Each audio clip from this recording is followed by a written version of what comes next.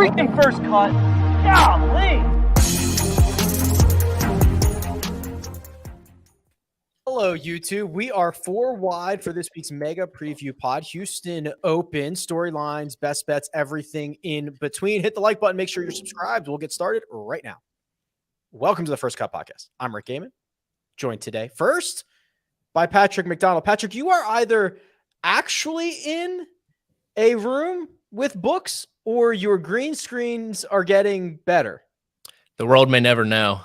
Too many books in the last office, cluttered the mind a little bit. Had to get those out of the way. And, it's a big day in America. We're talking about the Houston Open. I couldn't be more excited. Greg's on the show. Let's get it rolling. Making his Tuesday debut, Greg Ducharme. Gregors, good to see you.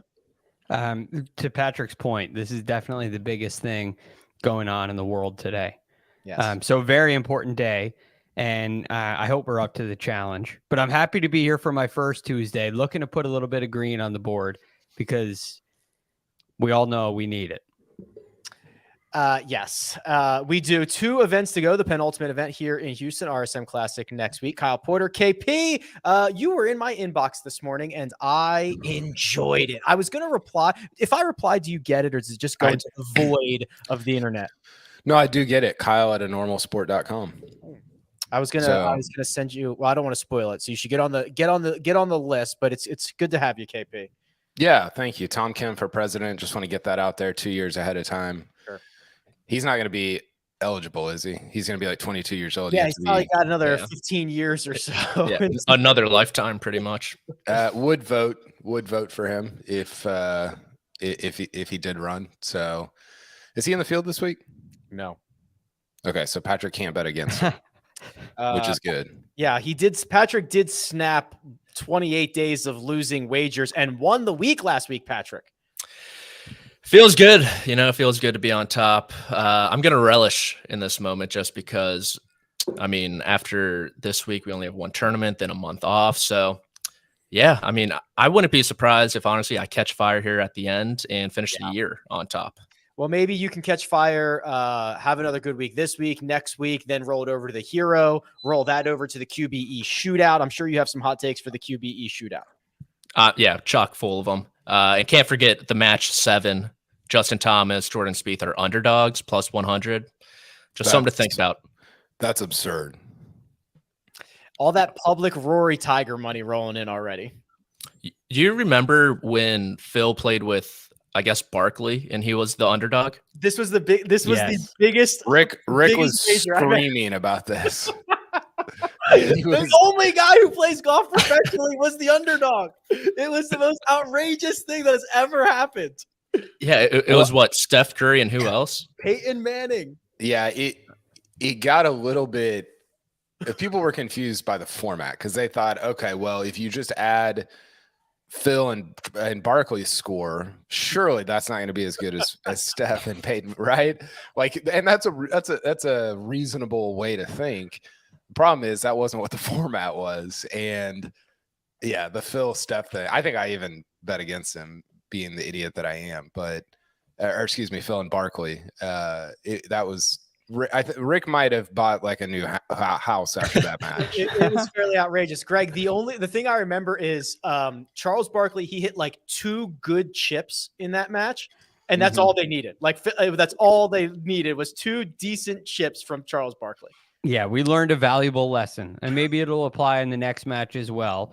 That the better player is more valuable than the better worse player. If that makes sense. And everybody was saying, well, Barkley's going to weigh the team down too much. But with Phil, with that talent level, that ceiling, this is a game of ceilings. That's what the match is all about. So maybe the underdogs have a little life again. The other thing that I remember is Charles Barkley was so exhausted with Phil by like the 6th hole, and Phil was walking him through everything, and Charles just said, "Phil, just tell me where you want me to hit it." Yeah, if Charles Barkley's exhausted with you, then there's a lot going on there. Greg, do you think this is a question that gets tossed around a lot, but I want your opinion on it? Do you think if the 4 of us played a scramble at the Houston Open this week, we could contend?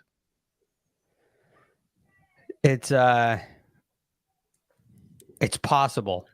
It's unlikely. What are you? Are you like a +1? No, like a zero. But I'm not playing to a zero now. I mean, I'm way out of game shape. So if I could start practicing like a month and a half ago, and really get into it, and you guys did the same thing, I think you could go shoot some pretty good scores. Can you get to 20? Can you shoot 5 under in a scramble, in a 4-man scramble every day? Yes. I think you can. Well, what are you playing off, Rick? 7.5. Okay, I'm like an 8. Patrick? Like a 2. Really? No, I didn't know that. Yeah. We could shoot 5 under, Greg. Yeah. You do it 4 days in a row. Now, are we in the same field? Are we, going out as the last group with? Yeah. Is there anyone watching? Because then we're going to be in big trouble. Right. I get nervous with just like the 3 of you. That changes things. Well, I think I told this story before. Which, by the way, pull up this latest comment from our boy David, producer Troy. Yeah, that one. Yeah. Okay. First of all, my issue is not that I'm hit at 215. My issue is that I hit it like 275, but I have no idea where it's going. So that's the problem. Just want to get that on the record. I've told this story I think before, but I played in the Colonial Pro-Am with Ricky one year. I think it was like 2014. There's probably 20 people watching on the first tee, and it felt like the freaking Ryder Cup. I thought I was going to snap my club. I was gripping it so hard. Is what it felt Did like. you talk about that in the post-round presser? Did you ask yourself about that experience? my last hole, Ricky read the putt. It was on 18, and I missed the putt, and I walked up and I was like, "Nice read, thanks for that." and he goes, "Not my fault. You pulled the hell out of it." I didn't know Patrick was playing off a 2. That's a nice little nugget you've been keeping in your pocket. Yeah, I think if I had to compare myself to a player, might be a little bit of recency bias, but like early 2000s Tiger would be up there.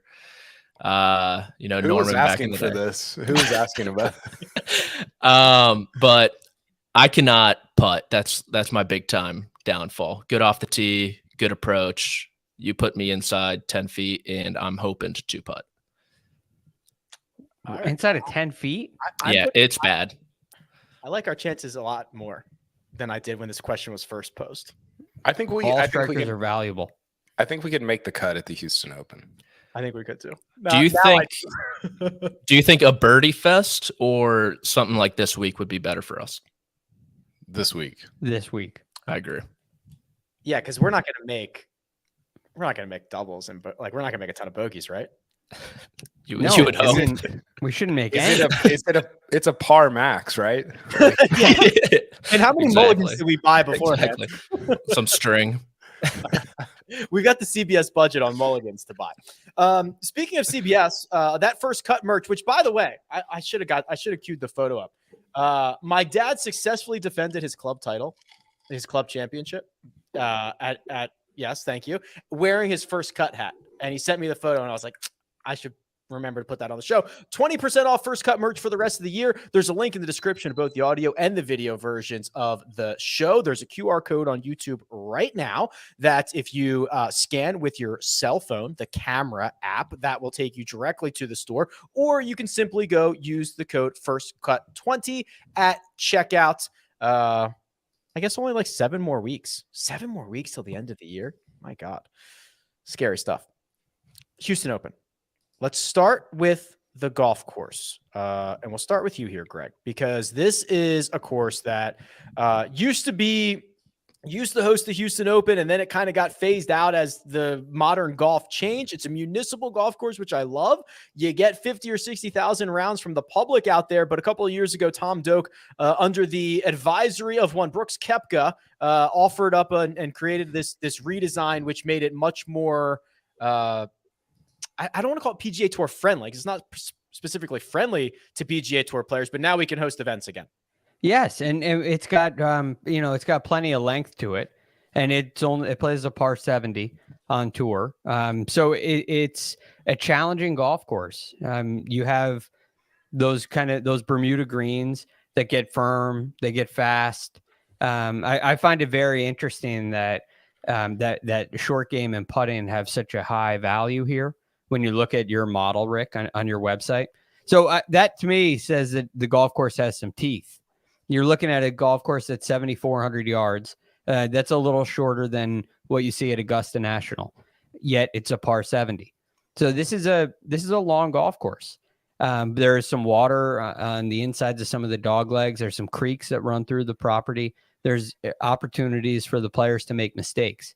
So you have to, and if we were playing in a scramble there, we'd have to really keep the ball in front of us. And I find it to be a very good challenge. You've had Jason Kokrak and Carlos Ortiz win here. You've had some really good players contend, and like Scotty Scheffler. I think that's what it takes on this golf course. You have to be a complete player. So it's challenging, and it's fair, and there's always an opportunity that you see the win pick up. So I really like the test for the players.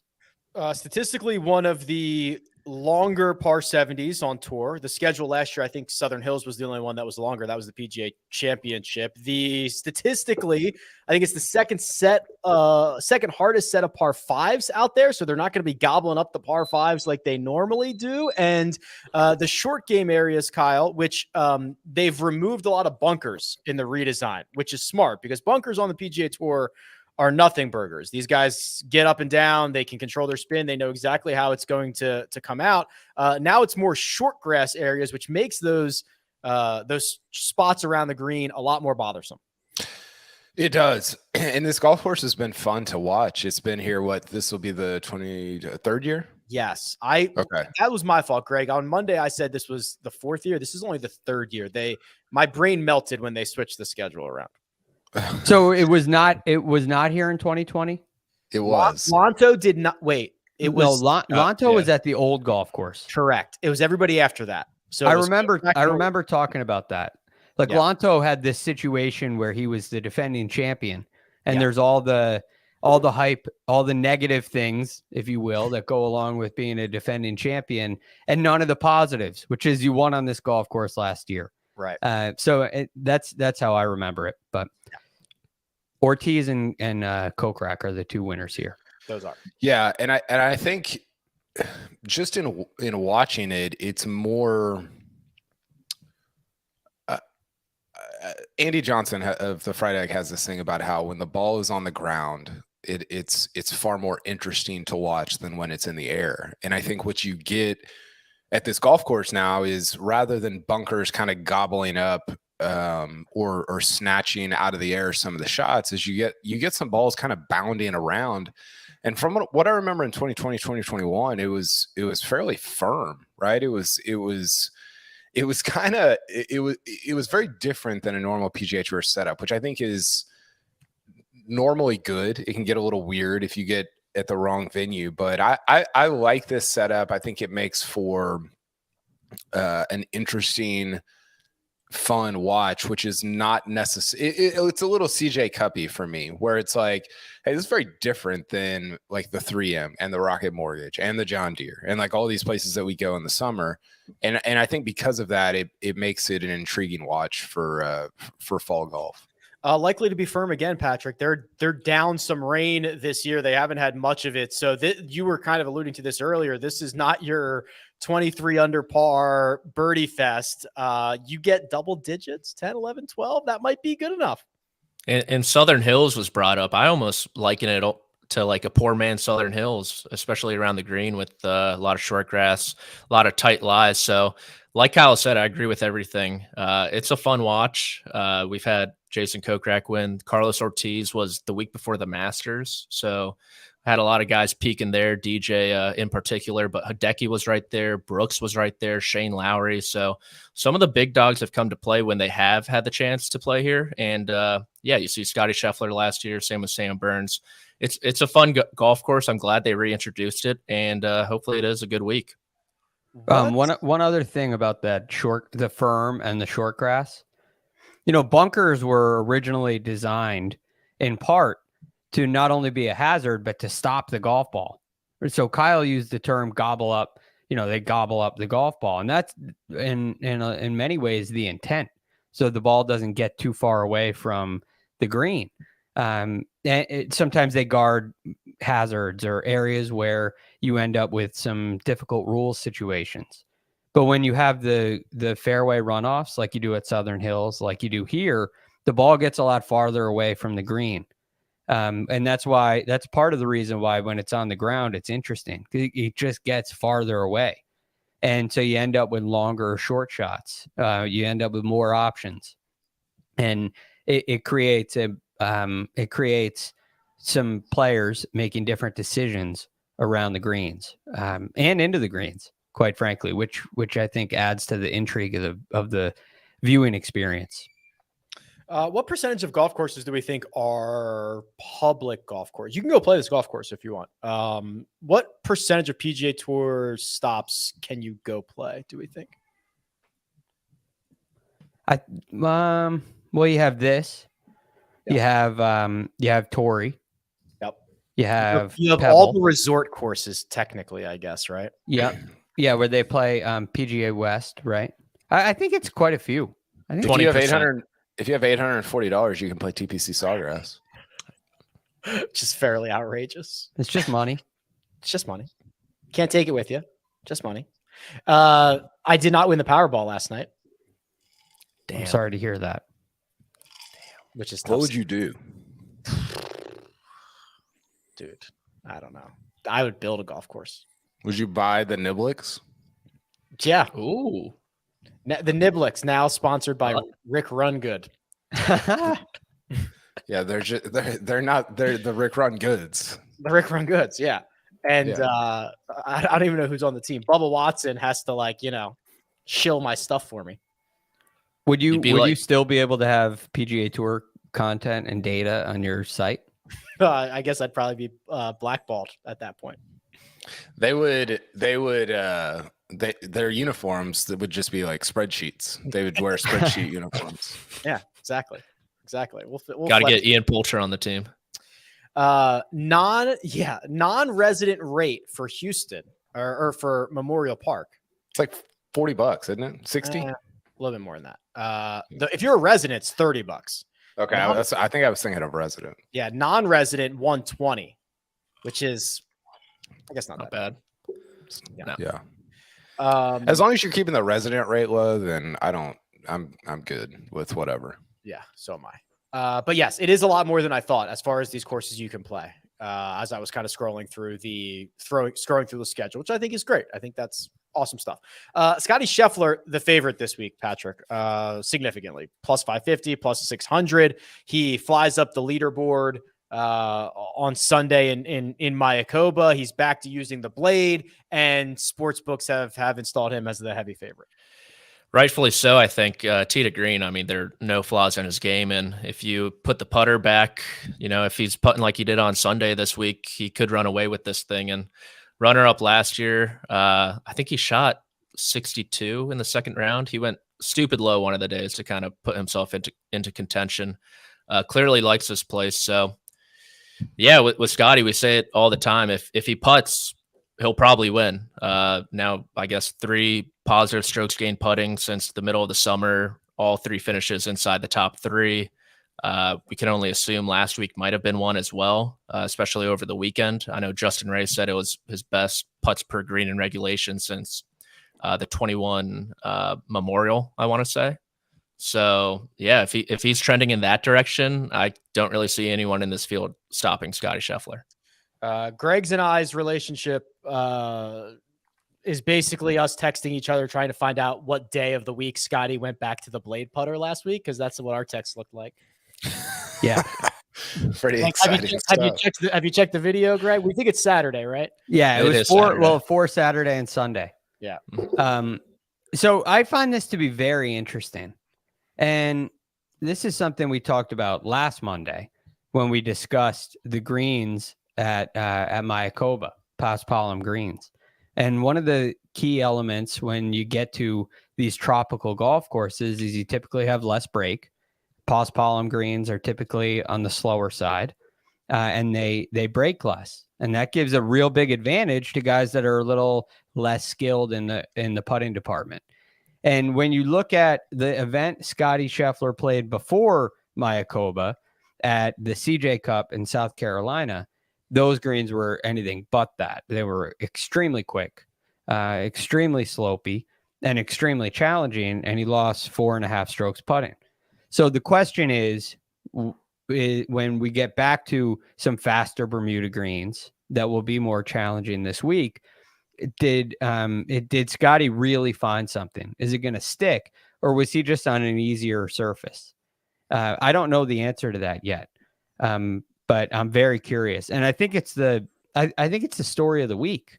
Where is Scotty's putter for real? And I think this is a real test for him. It was great to see what he did last week, and I'm sure it built his confidence. But I want to see if he's really figured something out, or if he just kind of caught lightning in a bottle last week. Well, there haven't been a lot of 5-win years in the last couple decades. I mean, Tiger's done it a bunch.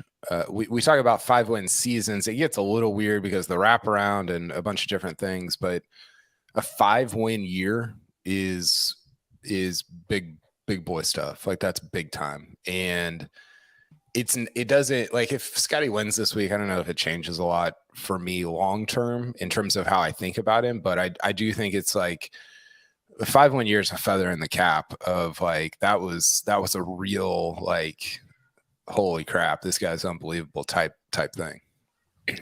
Yeah, it's certainly special. The group that he's going out with, Patrick, how about this? He gets good pal Sam Burns and one of the hottest guys out there, Taylor Montgomery. Let's go. 10 straight top 15s. Come on.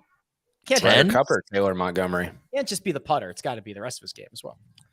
I mean, he hits it. I think Sean Martin wrote a piece for PGAtour.com today about Taylor Montgomery, and I mean, he's the perfect combination. He hits it 330 yards, makes everything on the greens. He's the modern golfer, and I guess there's just something in the water out there in Las Vegas for those guys. Yeah, we're killing it. Jupiter West. No, Jupiter is now Las Vegas East. Okay. Wow. Max. Yeah. Stamp. That happened quick. Yeah. Trademark Mav McNeely. That's right. That's right. We just need once Rory moves out here, we'll be all set. But things are going well. What is going on with Hideki Matsuyama? Greg, we'll start here with you. These are odds 22-1, longer than Aaron Wise, Taylor Montgomery, Mav McNeely, all three guys tied to Las Vegas. It's bizarre. He's not driving it nearly as well as he used to. His second shot's still above tour average, not nearly as good as it used to be. It's just been like a very weird year for Hideki. Yes. Very marginal, really, since the U.S. Open, where he had a great finish. But that was the last great iron performance that we saw from him. And that was one where he gained over 9 strokes on approaching the green. But since then, it's been middling, some gains, some losses. It's been very average. If you look on rickrungood.com, they're very light. The colors are all very light. It's light red. When he loses, it means it's close to 0. And when he gains, it's light green. Now, there is a good sign. If you look in his putting performance, he's been putting quite nicely. But the concern is the ball striking. And where is Hideki with the ball striking? Who was very average at the CJ Cup in South Carolina. But all that being said, I still think his game is a really good fit for this venue. And he's had some nice performances here before.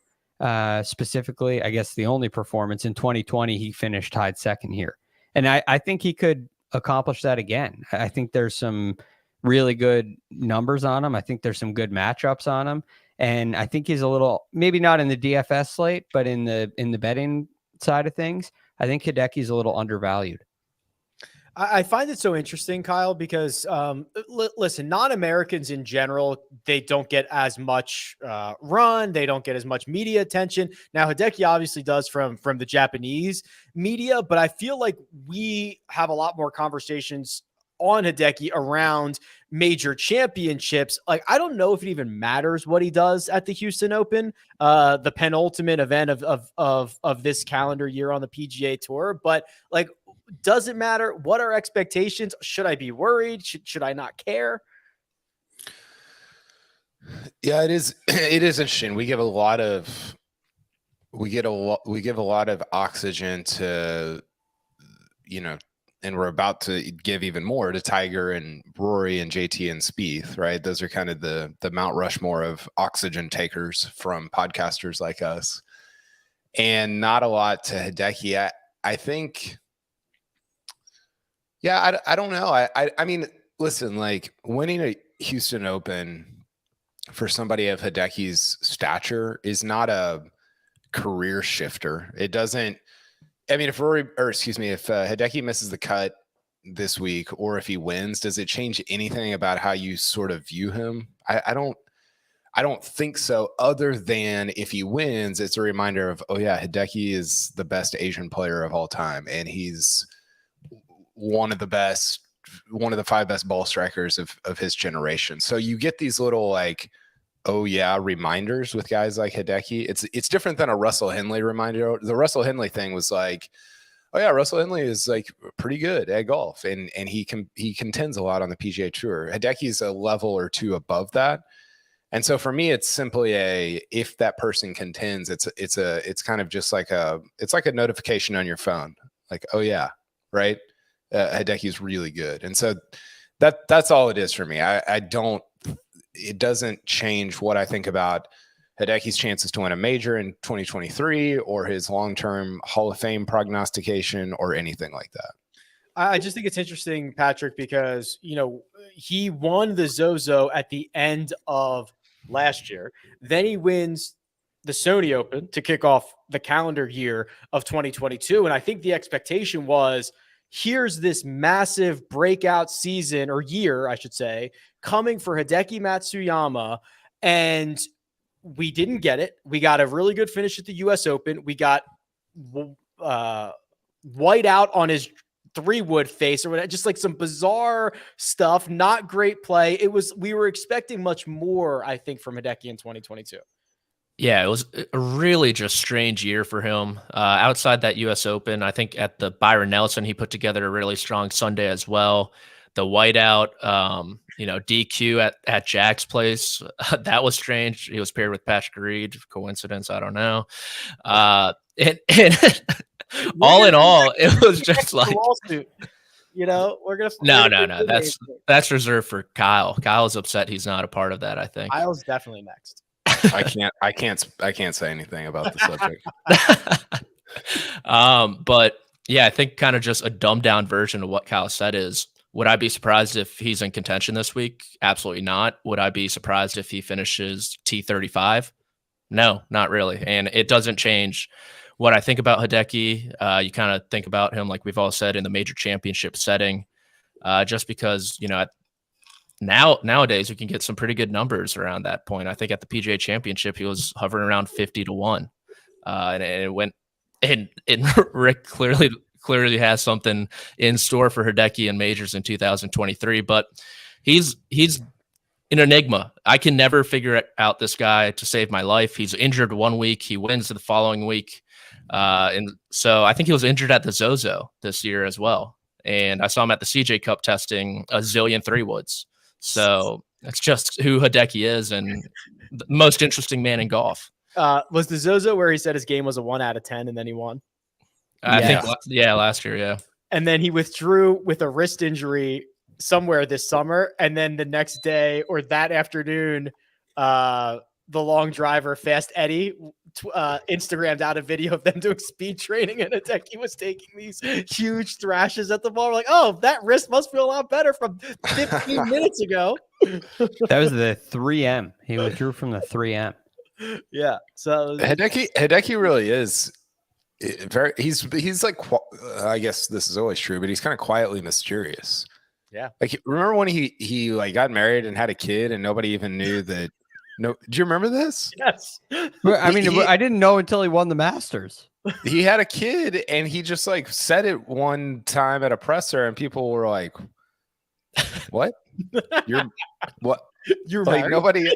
Yeah, nobody understood what it was. It was very. I think all that to say, like, I'm very intrigued by Hideki as a player and a person, and I think honestly, like, I think because of the sometimes disconnect between American fans and how big of a deal he is in Japan, I think that we have a tendency or a propensity to just underrate him. I mean, his if you look at his last 10 years, it is unbelievable what he's done at the highest level for, throughout his 20s. He's the best.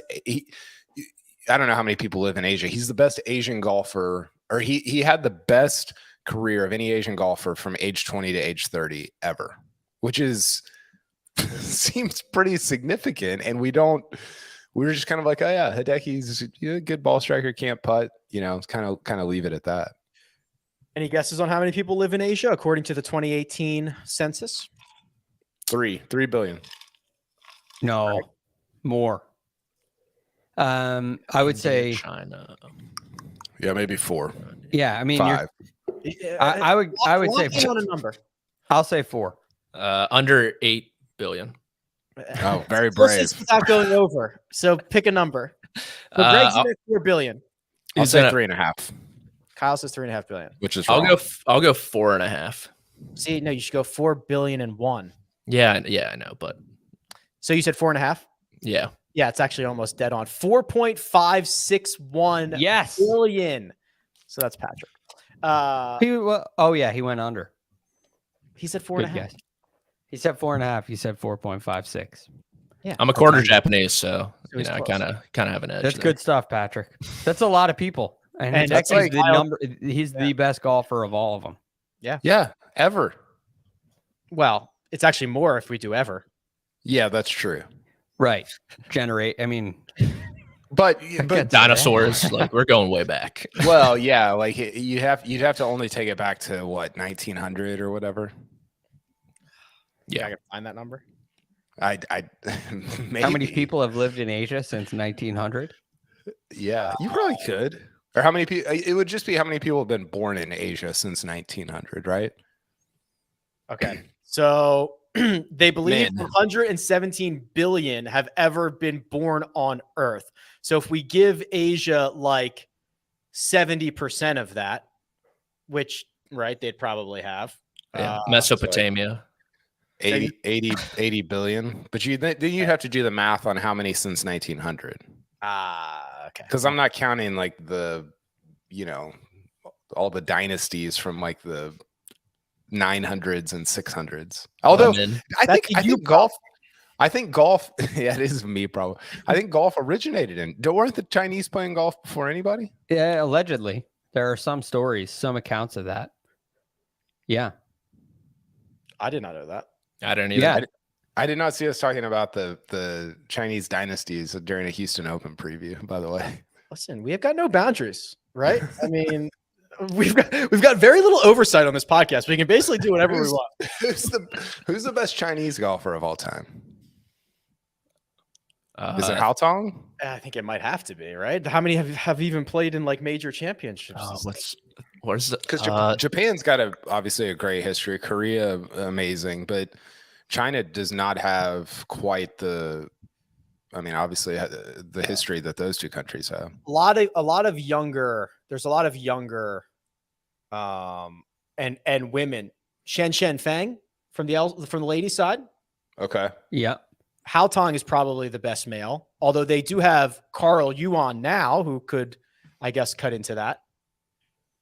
Yeah. What was the kid that made the cut at the Masters? Is this? I can't remember his name. Ton Long? Yeah. Yes. Like 10 years ago. He was 14. Yeah. He made the cut at 14. We were doing. Remember when Anna Davis won the Anwar this year at 16? It reminded me that he made the cut at the Masters at 14, and he got a penalty that week for slow play. Do you remember that? Yeah. Yes. I mean, he was hitting driver on number 1, and he's just ripping driver, and he's hitting it short of the bunker.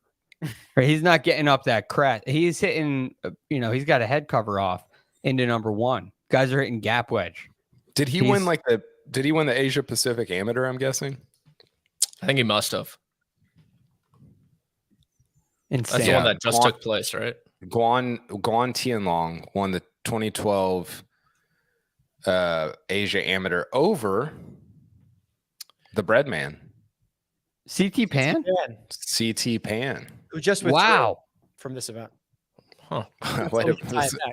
Unbelievable segue, Rick. Real quick though, how old do you think Hao Tong Li is? 28. 28. 25. You guys do. But I feel like he's been 28 for like 9 years. Yeah, so I don't. He's 27, which I'm like, Okay. what? He's been around forever. He turned professional in 2011, which by my math means he was 16. Okay, I trust you. I'm just reading off of Wikipedia. He is sneaky, like a very funny character as well. When you think about the PGA Championship, the President's Cup when he like barely played and he ripped driver on one when Ernie was like, "Do not hit driver." That was bizarre. And what was he hit out a turn PGA that too? He was practicing At Harding Park. Harding Park. What happened was he left the driving range and then came back. And whoever was on the broadcast was like, he's been out here for like 11 hours after his second round. It's like, he's actually out there for like an hour and a half. He just came back afterward. So good. So good. All right, gents, here's what we're going to do. We are going to give our bets in the next block. And then we actually have more Tiger news that we need to talk about. But first, we're going to take a quick break and hear a word from our partners.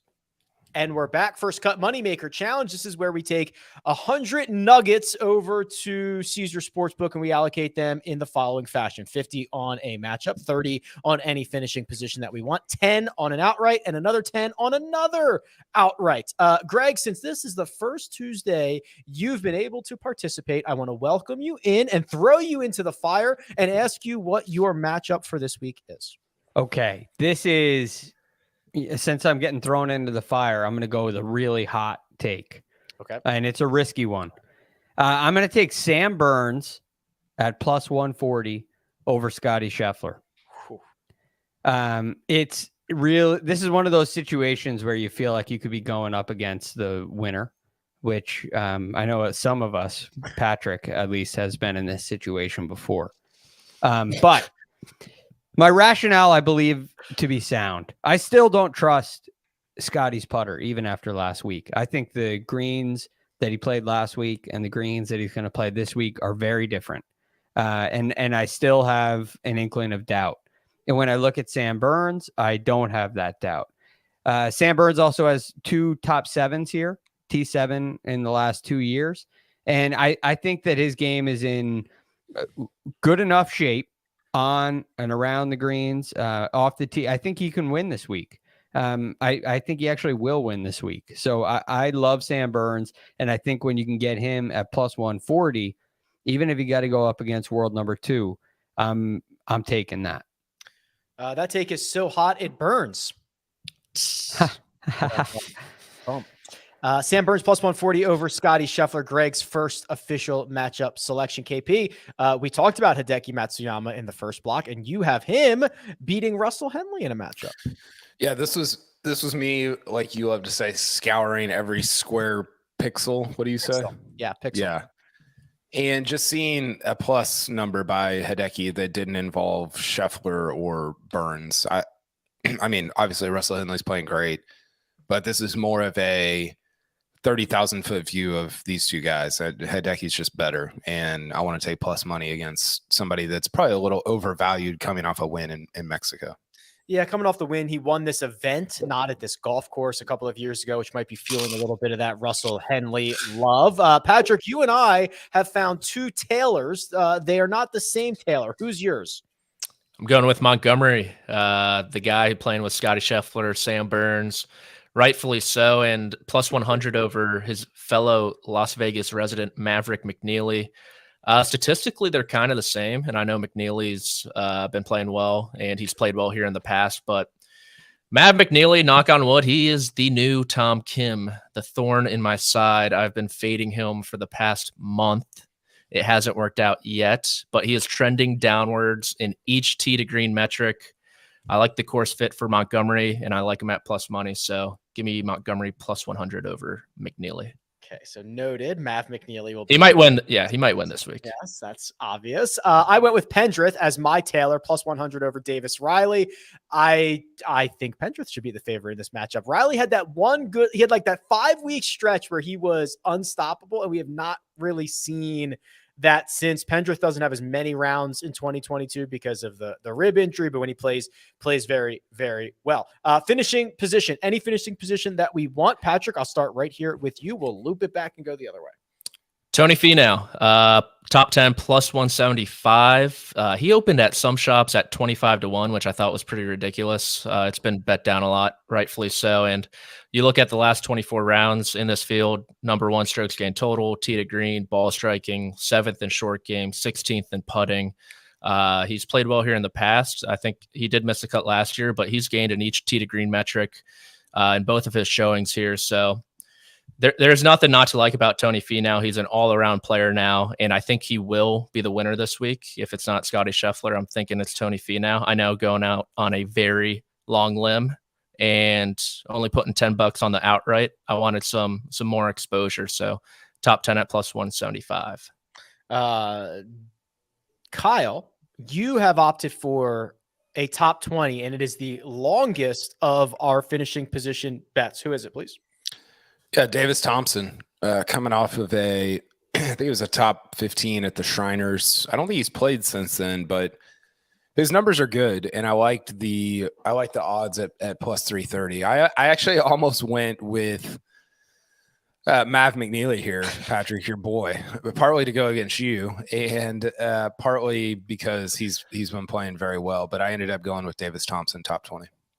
Davis Thompson, T12 at the Shriners. He also has another top 10 this season. That was at the Fortinet. It was a T9. He's only played 3 times this season, made the cut in all 3. 12th and 9th are his 2 best finishes. I went with Mackenzie Hughes, also has only played 3 times this year, 3 top 25s, including a victory. Greg, we talk about this a lot. When things get more difficult and short game comes into play, guys like Mackenzie Hughes seem to find their way towards the top of the leaderboard. So I took him at plus 240 to finish inside the top 10. Yeah, I like that play. So the thing about Mackenzie Hughes is exactly that, Rick. The difficulty is a good thing for him. He also has gotten a little bit longer off the tee, and I think that's a great sign. So we've seen some really good play from him this fall, and this is a great spot for him. So I like the play. Your top 20 is the shortest of the odds that we have on the board. Who is it, please? It is Jason Day, who I almost tripled down on. I'm a huge Jason Day supporter here this week. I've seen Jason Day, and I've talked about this on a number of occasions this fall. But Jason Day, ever since the 3M Open, has really been hitting his irons well. He's gained strokes approaching the green in every measured event since then, which is 7 events. And you can see it in the numbers, but you can see it when you watch him. This has been his biggest weakness since the fall from world number 1, contending in majors, one of the best players in the world, Jason Day, to what we've had over the last couple of years. It's his iron play, and he hasn't hit as many greens of regulation. He hasn't hit it as close to the hole, and he's been losing strokes approaching the green. But with this new swing that he's worked on with Chris Como, I believe, he's got this thing together, and he's got control of his golf ball. He's hitting his distances, and he's giving himself a lot of putts from flag high at 15 to 25 feet, even 30 feet, in that range. He has a lot of looks. And then you start to look at some of the other areas that are important here, short game and putting. I don't question that with Jason Day. I think Jason Day is one of the best short games on the PGA Tour. Maybe it hasn't been that way lately, but it's quite good. And his putting is quite good. And when he keeps giving himself looks, especially on a golf course where double-digit under par is really good, this is screaming Jason Day to me. And then we can add to it. He's played well here before as well. In 2020, he came and tied 7th. So I love Jay Day here. T21, T11, T8. The last 3 starts for Jason Day, battled back after shooting 2 over on Thursday in Mayakoba. Not only made the cut, but finished inside the top 25. That's Hughes, Thompson, and Day to finish inside the top 20. Tony Finau to finish inside the top 10. Patrick, we'll go back to you here. Your 2 outrights, you already gave us one. Hunky Tony Finau, 14-1. What's your other? The other is your guy, Taylor Pendrith. The other Taylor, I love total driving this week. He's one of the best drivers on the PGA Tour. No, it's been a so-so start to swing season. Not a great President's Cup either, but in this field, if the short game's kind of just neutral, right? If he can hold his own in that department, I love what he can do in the ball striking category. So I like him at 40-1. All T's for Patrick. Taylor, Tony, Taylor across his board. I went with Denny McCarthy, 35-1. Get me a course where short game matters, and let's let Denny roll the rock. And then Sepp Straka, a friend of the pod, 80-1, has legitimate winning upside, won at Honda. Things were tough at Honda. Finished runner-up at a playoff event, has another runner-up finish this season. You never know when it's coming, but when he plays well, he gets himself near the top of the leaderboard. KP, you're up. 2 outrights, please. By the way, I like Sepp there. He's volatile, Me too. which is what you're going for. Correct. Aaron Wise and Sam Burns. Wise has been just popping all over the place. He's going to win soon. And Sammy B, man, Burns just plays really well at these sort of mid-tier events, right? He's won the Valspar a couple times. He's won the Colonial. He's what else? Sanderson. Does he have 4 wins? Is that right? Yeah, well, he defended Sanderson, right? So he's got 2 there. Oh, and he defended Valspar. Oh, I'm sorry. So Sanderson, Valspar, and Schwab. And Colonial, right? He finished T7 at the CJ Cup. He finished T7 at this tournament last year. So he's just got a lot of different things working for him, and he kind of cleans up at these middle tier events. So I agree with Jimmy. Sammy Burns is due to get a win. There you go. Greg, you are left here. Sam Burns also on your outright card. What are your 2 outrights, please? Sam Burns, just like Kyle, and Jason Day, who I talked about earlier. So I'll spare you with more Jason Day takes. But on the Sam Burns thing, when I look at Sam Burns' numbers, I see a lot of really nice finishes in a lot of different ways through his career. He can lose strokes with his approach play and gain it all back with the putting, like he did at the CJ Cup in South Carolina. He gained 9 strokes putting and lost strokes approach the green and finishes inside the top 10. He has that ability. He has the ability to win and not putt great. He has that kind of ability with his ball striking. So I think this is one of the more complete games on the PGA Tour, and we're waiting for the week where he puts it all together. And to a lot of Kyle's points, I think that there are a lot of elements of this golf course, of this setup, and of this tournament field that I think kind of come together and make it this week for Sam Burns. Moneyball. We should redo that mud ball drop with Bubba saying Moneyball, and then we can use it in this spot right now, because this is where we take $50 and we put it on literally anything that we want. Patrick, you have been by far the most creative Moneyballer that we've had thus far. I say creative. It's not necessarily successful, but it is creative. And your selection for this week is not in a featured group. So maybe you're down on this guy and PGA Tour says, you know what, we're down on him too. We're not putting him in a featured group. Yeah, me and the PGA Tour, we go way back. So we typically see eye to eye on these type of things. And it has been mentioned before.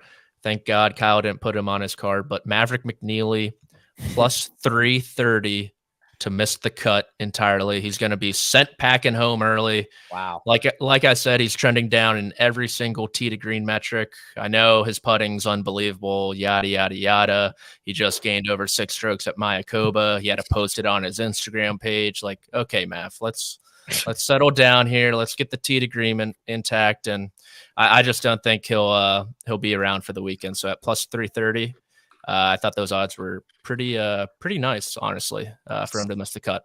He's been working on getting his pilot's license. Maybe he'll fly himself home on Friday night. There you go. Wow. Well, I mean, listen, it's a hobby of his. I don't know what he's up to. He might fly himself to and from events. I don't know. Plus 330 to miss the cut. Greg, look at this. Another Sepp Straka sighting. Yes. I love the number here for a top 40. Now, in hindsight, this may be a little too soft on Sepp. You know, Kyle's comment earlier when you had him in an outright is that Sepp Straka is volatile. And is a top 40 really the place to play a volatile guy who seems to finish in the top 10 or miss the cut? But what I see in Sepp's game is really also a well-rounded game where the ability is there across the board.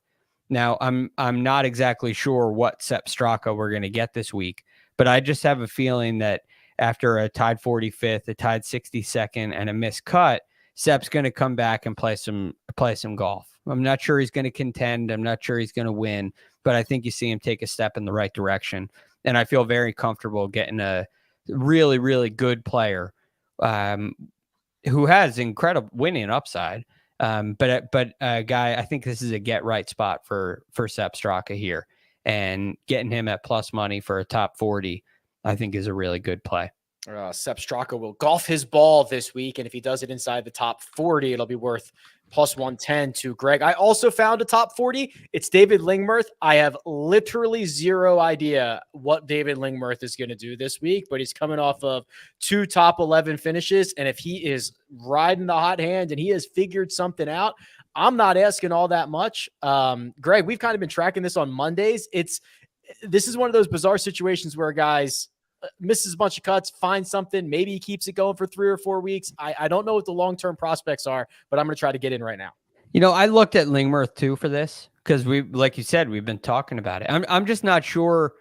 On one hand, I'm not sure the golf course is a great fit because it's long. Then on the other hand, you look at the past leaderboards and there's a lot of guys like David Lingmerth that get themselves mixed in there. So while the golf course this week is different than it's been in the past, I'm not sure the skill set is really all that different, especially when you're talking about a top 40. So I like the play, Rick. I really do. Oh, thank you. Kyle, what you have generally opted to do in these Moneyball situations is to double or even triple down on someone that you had on your card. You have done that again this week. Yeah, I did. And I mentioned the reasons earlier that I like Sammy Burns. He just is... He just screams top 10 in this field, right? It's a good field. It's not a great field. And, you know, I had somebody, actually, this is where I think I used Matt McNeely, Patrick. I think I had him to top 20 at like plus 100 or something. It wasn't a very good number. I have a lot more confidence in Sam Burns, who I think is a top, I don't know, 8, 12 golfer in the world to finish in the top 10 in a pretty average field at the Houston Open this week. Burns top 10, Straka top 40, Lingmerth top 40. We are deep down this board. Mad McNeely to miss the cut are the best bets of the week. Gentlemen, one more thing to do, and it's Tiger Woods related. We are going to do that. But first, we're going to take a quick break and hear a word from our partners. And we're back. The Big Cat in the news. Are we gearing up for Tiger Woods season? First of all, let's look at this. His upcoming schedule, Patrick, expected to play at the Hero World Challenge, which is the first week of December. Then we know he's going to play the match with Rory and Jordan and JT. Then presumably him and Charlie are going to roll up to the PNC Championship and roll everybody there. So we could get 3 potential competitive, or at least competitive adjacent rounds from Tiger Woods in December. Televised, at least. They'll definitely all be on TV. Yeah, I mean, that's going to be more than we saw him all of 2022. And yeah, he just won the PIP as well. Hey, saving that for the next thing. Sorry. And you know, who has been on a lot of, I guess, screens has been Charlie Woods. I guess he's playing in some sort of national championship, and people love Tiger. He's caddying for his son Charlie. So yeah, it's good to see him out. It'll be interesting to see how the leg is. I don't know it's probably not going to be as good as it was, right? Especially at the Masters that first round. That's probably as good as it might ever get, potentially, in my mind. But yeah, he'll be in a cart for, I assume, 2 out of those 3. Maybe he'll walk the hero. Maybe he'll be in a cart for that. I'm not too sure. That's a very grim outlook, Patrick. Yeah. Also, why is that the outlook? Weren't we assuming it was going to just continue to get better? It's obviously never going to be like 100%, but like, why is the first round of the Masters the bar? I just think personally, like, we saw as healthy as his leg will get. I don't know if he'll improve off that. But why? I mean, the accident was pretty gruesome. Right, but I'm saying, like, but wouldn't more time after that be better for it? It's just my opinion. I just think, after he started playing, he did all the rehab. Like, okay, that's fine. Time doesn't heal all wounds. First of all, I'm offended, Rick, that you think that's the bar. I know. Yeah, you should be. I'll call you later and we'll get on the same page. Thank you. I agree with Patrick. I've written about this a little bit. I don't know that was the best he'll ever feel, but I don't think it's going to get a whole lot better. I think some people were acting like, oh, well, over time there will be this natural trajectory or progression toward 100% health. Not that he would ever get there, but a progression toward that. And I think you're just kind of getting like a crapshoot. Like, it might feel good some weeks, it might feel terrible some weeks. I don't think it's going to be linear. And so I actually hope he rides in a cart for all 3 events. I think he could for the hero, and that would be, I don't know. I guess they do get OWGR points. So I don't know how that works, but certainly the other 2. And yeah, it'll be fun. Listen, like, this is related to my take on the TGL, the Screen Golf League that's starting in January 2024. I think when it comes to Tiger, I've seen him hit all the shots, right? I've seen him hit every shot he's ever going to hit. What I want, and I think what we've gotten at times, is interaction with other guys. And I don't even need I think Tiger thinks he's funnier than he actually is. Like, when he jabs at people and stuff, he's kind of like dad humor. So maybe I think it's funny, but most other people don't. What I want from him, and what we've gotten at times, is like the super nerdy, talking deeply about golf in ways that I don't really understand, because that to me is the most compelling form of Tiger on the course. So I do hope we get a lot more of that type of interaction, where he's mic'd up at some of these events, where he's hitting a certain type of shot at the TGL events, where he, different things like that I think are very interesting. Speaking of interesting, Greg, a lot of people find Tiger Woods quite interesting. Patrick tried to spoil this earlier, but the AP, the Associated Press, reporting that Tiger has done it again. He's won the PIP. Rory McIlroy has finished second. Nothing official from the tour yet, but doesn't matter if you only play a couple times if you're Tiger Woods. Do you think he's going to tweet about it? Yes. Honestly, get a head start on 2023 with Rory Duncan on Live so much, it would be a power move to just copy Phil's tweet and tweet it out. Oh, that would be well, the one downside is, and you're leaving Phil a little ammo, because he can't go play in Maui, right? Because he didn't win. That's where Phil went to collect the other half, allegedly. But anyway, I think it's no surprise. Tiger last year during the major season was the one and single item that gave us some reprieve, even just a little bit of reprieve from all of the endless and relentless Live discussion that we had, and understandably so. And that was a huge story. I mean, Tiger Woods, a year after a car crash, made the cut in 2 different majors. Mm-hmm. And in one of them, he shot 71.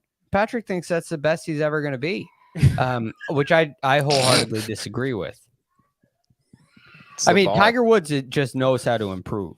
I agree with Kyle. It's not going to be linear. I don't think he's better today than he was yesterday. And as far as the strength and the general health is concerned, but Tiger will figure out how to operate, how to work around things. There's more to it than just the physical therapy and how much can he squat. You know, it's more than just strength.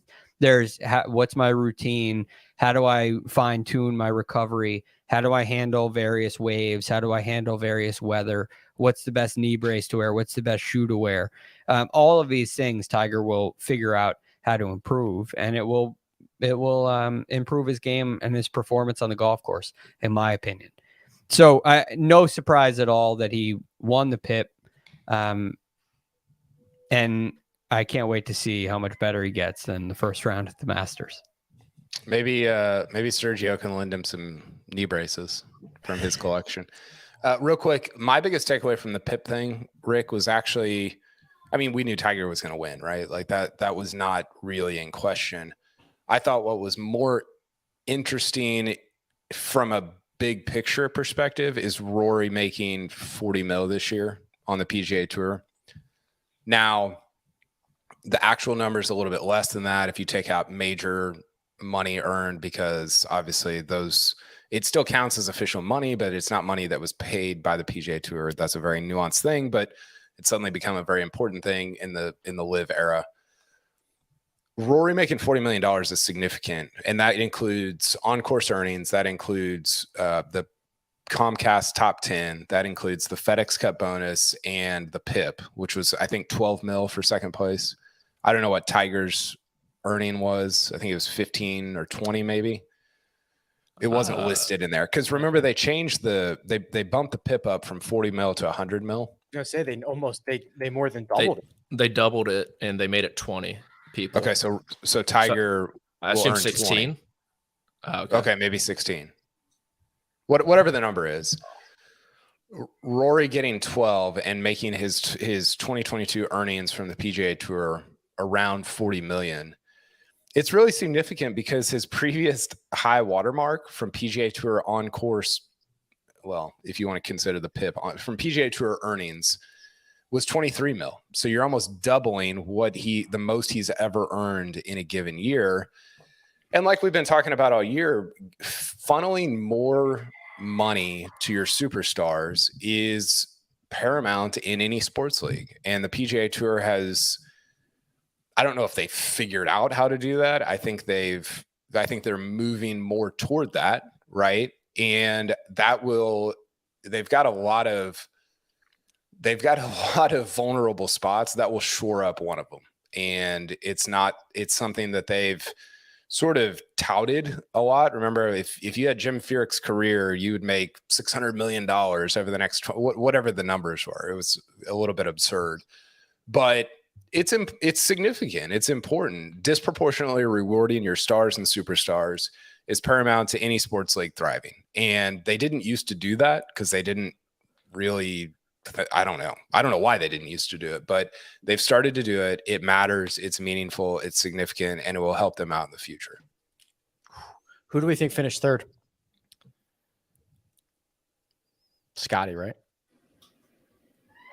Maybe. I'd go Spieth or JT. I'd go JT. JT with the PGA win. Mm-hmm. Well, according to the AP, they're working off two different lists. They said Doug Ferguson said there's one that's like the old formula and one with a new formula. I don't know what either formula is, to be honest. But yeah, I guess if I had to pick, I don't know if they're like, do you combine I don't know. I don't even know how you figure out a winner. Like if somebody's first in one and second in the other, I don't know how that works, but I would say JT's third. And this PIP puts you in the elevated events, correct? No. No, that's not my understanding. If you qualify, getting in this PIP means that you're going to play. It doesn't necessarily get you in. So you're agreeing that you will play if you're eligible. Okay. So if Ricky gets in, he has to qualify. If Ricky's involved in the PIP and is not eligible to play in the Players, he's not going to play in the Players just because he's in the PIP. Okay, but it allows Oh, go ahead, Kyle. Well, I like your answer on this, Greg. My question about that is, is it part of the PGA Tour handbook that you say, if I finish in the top 20 on the PIP, I'm gonna play in these 13 events in the following year? Because right now it feels a little bit like a handshake agreement that's fine for next year. But what about in like 2030 when you have some 20-year-old that was like, I wasn't at that meeting in Delaware. I was in like third grade during that meeting in Delaware. So it's a great point. But there was one thing that came out of this that I think was important. For this year, and as of now, this year only, they defined a top player as somebody who finished in the top 20 on that PIP list. Mm-hmm. That's how they defined it. They did say further, the criteria going forward would be determined at a later date. So we don't know yet what that criteria is. And I think it's a little, I think there's still a lot of details to be answered. Because another question is, something else that was in there is if you want to collect, in order to collect player impact money, you have to play in these events if you're eligible. So does that mean, somebody who's not inside the PIP now, but wants to next year, do they have to play in all these events in advance to collect next year's PIP money? I'm a little unclear on that. I think there's other ways you can collect it as well. You could do like a first tee program, like you could show up at a first tee and give like a lesson for like a day or whatever. I think there are other ways to collect it, but Greg's right. Like there's a lot of unknowns in how they're doing this. I would imagine they formalize more of this like it gets voted on and put into, I don't know how that process works, but you almost have to do that because eventually Rory's not going to be on the PGA Tour and you're no longer going to have this like tacit agreement between top players and the tour of like, hey, these are the tournaments that we're going to play in. So that has to get more formalized than it is right now. Final thoughts? Houston, Tiger, anything else you want? There's a great comment here. 5:08 p.m. Producer Troy says Patrick Reed will sue his way to get on the PIP list. I mean, not the question. If he wins any of these lawsuits, he's not going to have to get on the PIP list. He's got $1 billion in lawsuits. When Shane Ryan pays him $250 million, he's not going to worry about the PIP. What's more likely, winning the Powerball or Patrick Reed winning these lawsuits? Powerball for sure. I mean, not for me. The same money. Careful. Yeah, I know. My wife was like, "You need to take it easy." I was like, "Yeah, that's probably true." We don't want anybody here getting served. Not to get, but like, isn't that the point, right? Like, if you have these outrageous lawsuits and everyone is now more careful about, they just don't like.